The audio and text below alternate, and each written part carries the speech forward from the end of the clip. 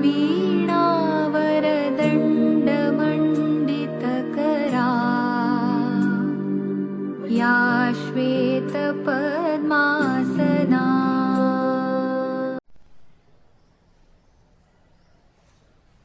નમસ્તે. ધોરણ 8 ની અંદર સત્ર 2 માં આજે આપણે ભણ્યા છે ત્યારે આપણું કાર્ય છે 11મું વડાવી બા આવી. વડાવી બા આવી ના કવિ શ્રી ઉષ્ણસ અને એનો કાવ્ય પ્રકાર છે સોનેટ. સોનેટ કાવ્યની એક ખાસિયત હોય કે સોનેટની રચના કંઈક ને કંઈક ભાવ દર્શાવતી અને એક લાગણી દર્શાવતી એક પ્રેમ સ્વરૂપે એની રચના થઈ હોય છે.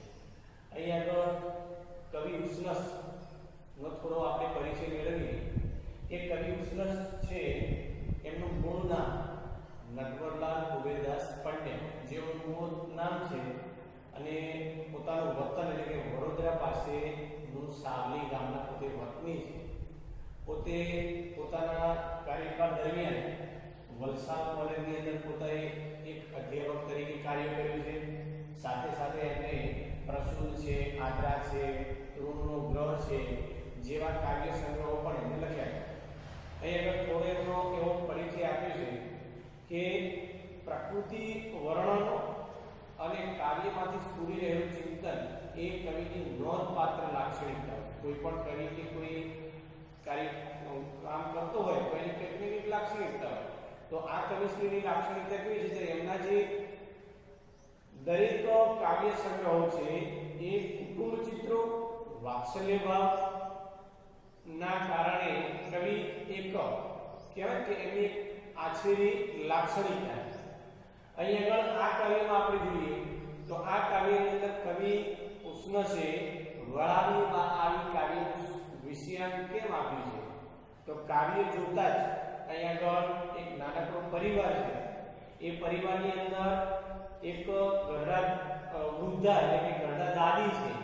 એમના 3 કે 4 બાળકો હોય. એ પોતે બાર ધંધાર્થે ત્યાં આગળ રહે છે. સમય જતા કહેવાય કે આ ગામડાઓની અંદર આપણે પણ એવું અનુભવ્યું છે કે 2-3 ભાઈ હોય. એ 2-3 ભાઈ શહેરમાં નોકરી ધંધો કરતા હોય પોતે પોતાના પરિવાર સાથે બહાર રહેતા હોય અને આપણે જે વૃદ્ધ દાદા કે દાદી છે એ ગામડે એકલા હોય, વૃદ્ધ દાદી હોય તો દાદા હોય અને એકલા રહેતા હોય. પણ આ કાવ્યની અંદર કવિ ઉષ્ણસે એમના સોનેટ રચનાની અંદર કવિ એક સારો એવો કુટુંબો પ્રત્યેનો વાત્સલ્ય ભાવ અહીં આગળ કવિએ દર્શાવ્યો છે. તો અહીં આગળ જ્યારે દિવાળીની રજાઓ પૂરી થાય છે અને દિવાળીની રજાઓમાં દીકરાઓ એટલે એક વૃદ્ધ માતા છે, વૃદ્ધ પોયવા છે, એમના દીકરા એ દિવાળીની અંદર અહીંયા પોતાના ઘરે આવે છે પરિવાર સાથે.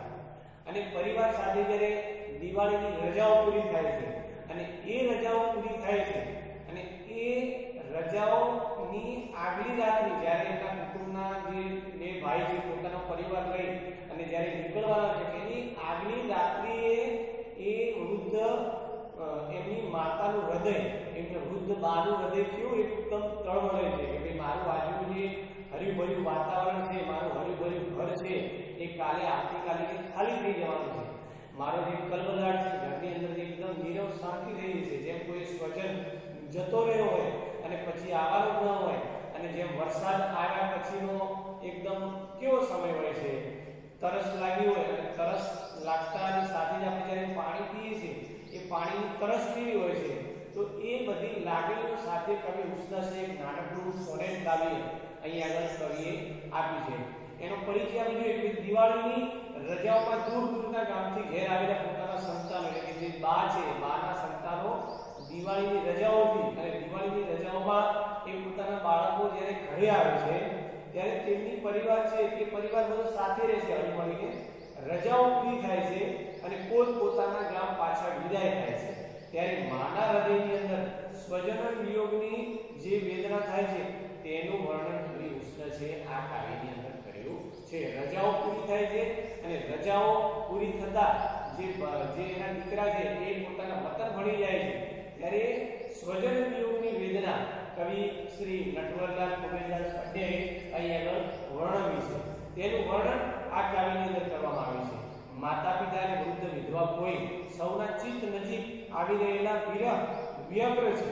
વિરહથી વ્યગ્ર છે. છેવટે બધા સંતાનોને વિદાય આપી પાછી વળતી બા ઘરને ખાલી થઈ ગયેલું જોઈને બહાર પગથિયા પર બેસીને પડે છે અને અહીં વિરહને કવિ એક પાત્ર રૂપે નિરૂપે છે. એક પાત્ર રૂપે વિરહ એટલે કે કોઈ આપણું છૂટી જાય, આપણું વિરહની વેદના એટલે મતલબ કે કોઈ આપણું અંગત માણસ હોય પોતે આપણને છોડીને જતું રહે તો એ જે વચ્ચેનો જે ભાવ થાય એને શું કહી શકીએ આપણે?